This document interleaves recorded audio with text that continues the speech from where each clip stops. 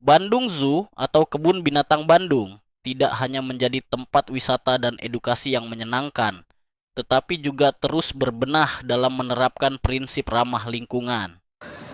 Di tengah hiruk-pikuk pengunjung dan suara kicau satwa, pengelola kebun binatang berkomitmen serius terhadap penanganan sampah secara bertanggung jawab dan berkelanjutan. Bandung Zoo menghadapi tantangan besar dari volume sampah harian yang dihasilkan pengunjung dan operasional harian.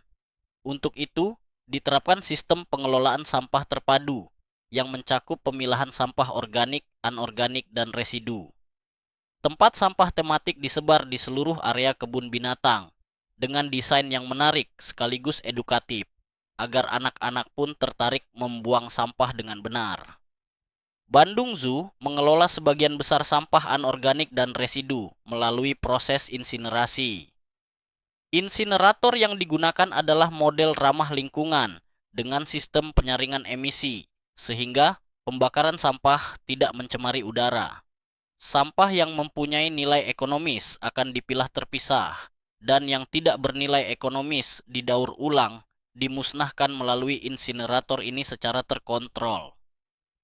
Mari kita saksikan kinerja insinerator yang ada di Bandung Zoo ini. Hari ini kita akan melihat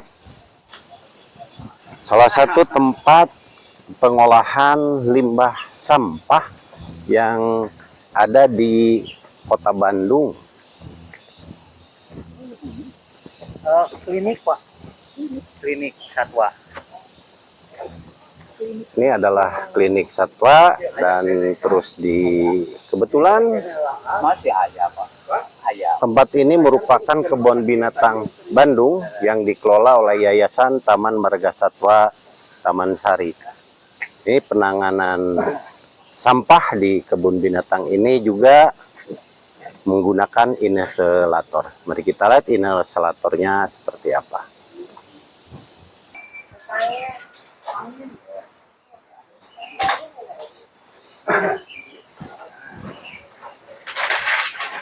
Inilah salah satu insinerator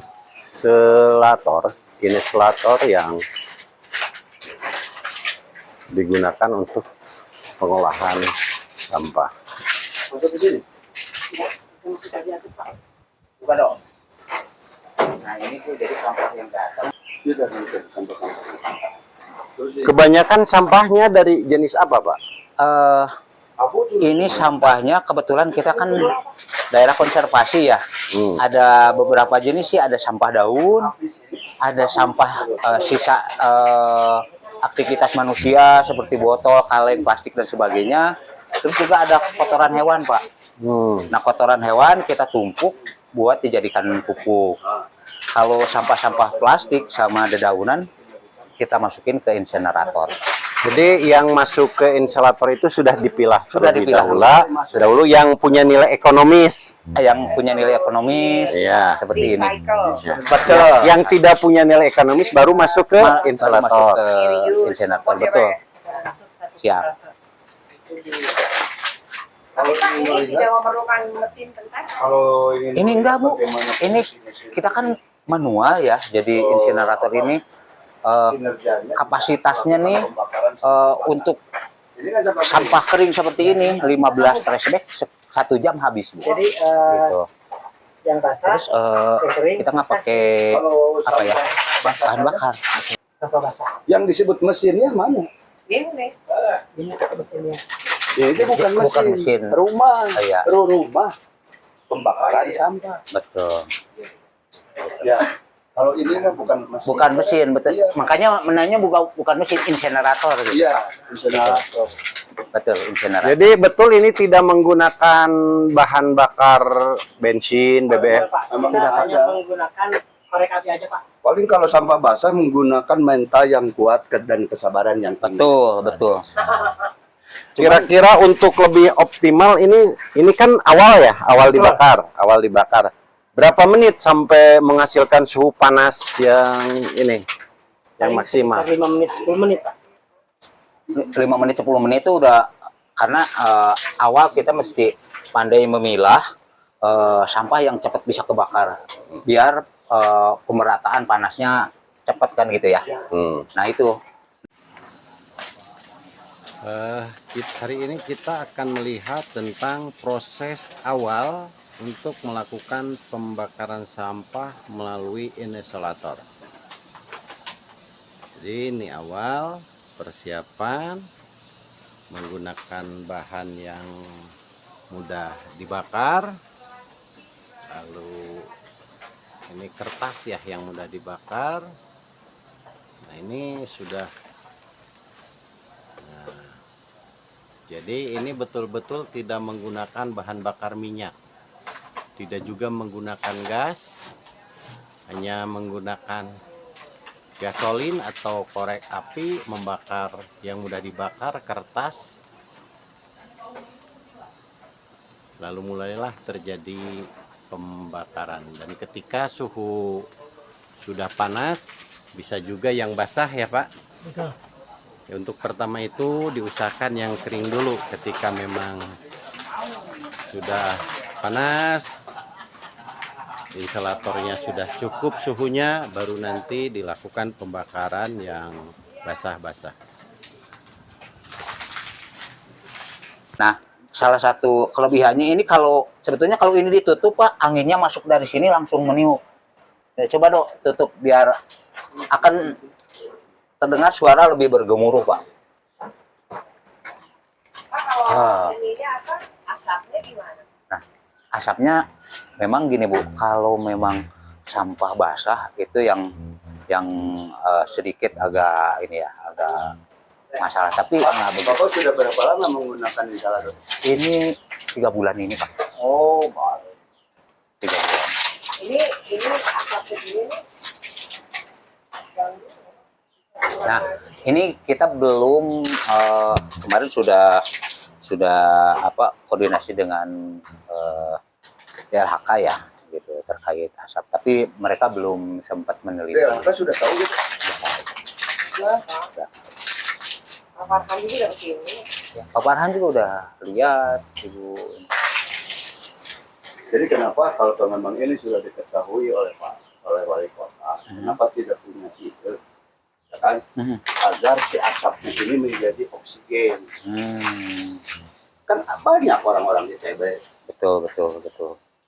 Nah, Oksigen ya. jadi supaya si asap ini ditampung, baik menjadi cairan atau menjadi. Iya. Iya, kehandapnya kabelnya mau.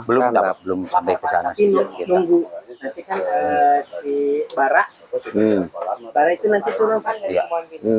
Bara turun nanti kita masukin lagi, baranya turun, jadi di atas lah tetap. Jadi iya teh. Kayak kok iya tuluy we dimasuk-masukkan gitu. Ya. Kalau resikonya misalkan ini tidak masuk Pak, kalau nggak ada sampah aja berhenti aja di sini, nanti asap keluar Pak. Paling kalau asap itu ada asap pertama menyalakan sama penghabisan itu baru ada asap.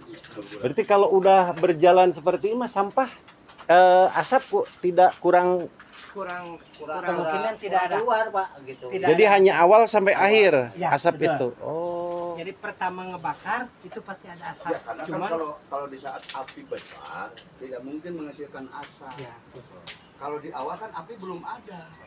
Gitu. Main ke rumah lah, insya Allah. Iya, sekarang mah kan udah jalan nih. Asapnya udah nggak kelihatan ya. Biasa Abah mah gitu.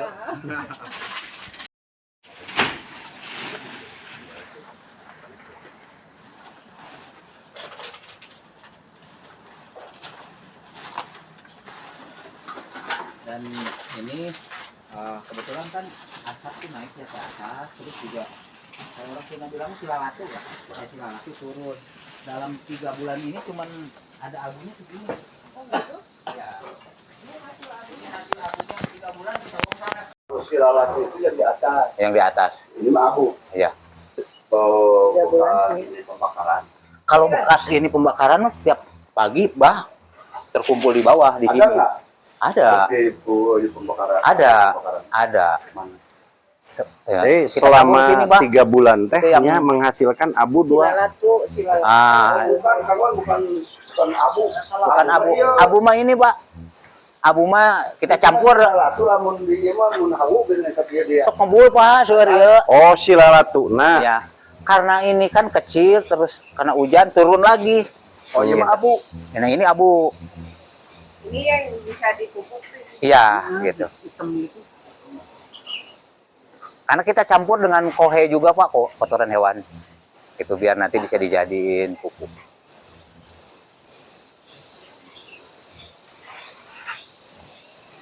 Seandainya ini ada yang minta, kan ini udah dicampur kotoran hewan. Ya? Betul, betul.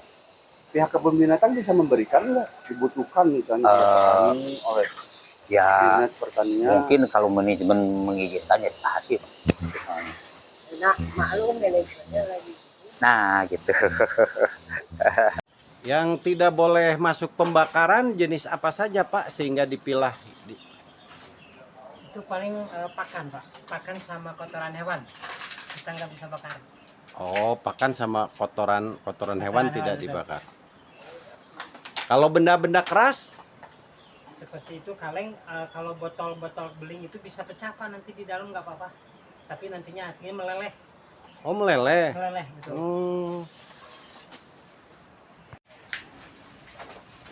Mesin insulator ini jadi atas ini tempat memasukkan sampah untuk dibakar, dan api ini ada di tabung ini ya, api di tabung ini, asapnya ini, dan nanti naik ke atas ke serobong. Berarti nanti debunya sisa pembakarannya ini ya, Pak, ke bawah. Iya, Pak. Ini Betul. sisa pembakarannya. Bisa turun kayak ini, Pak.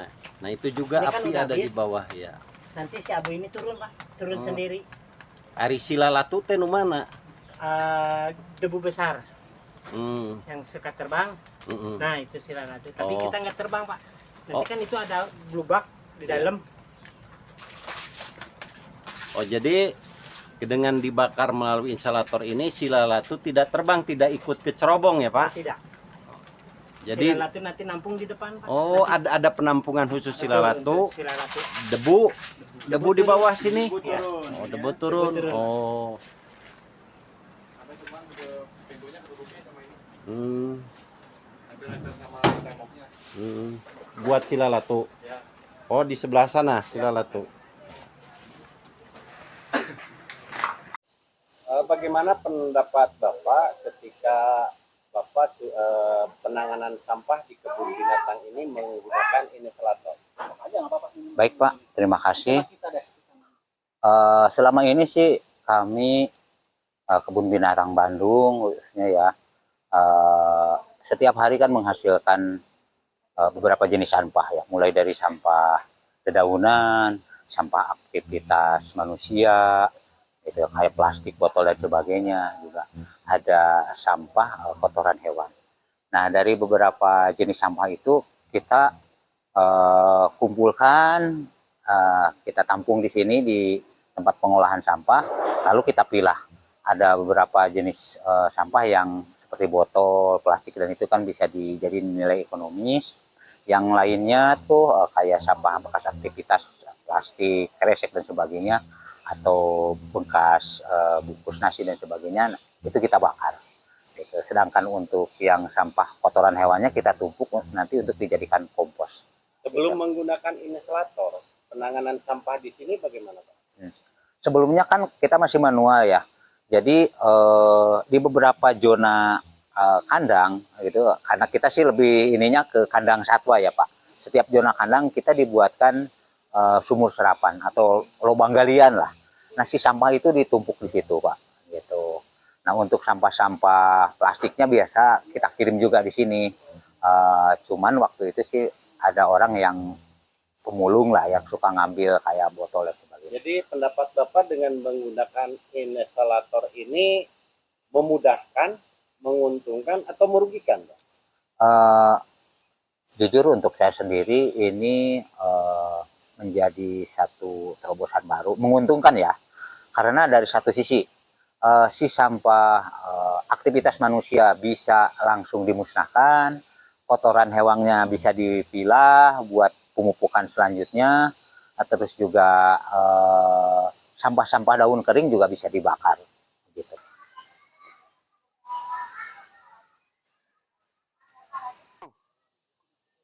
Wah, sorry, aduh, banyun ye. Dai, bibirna,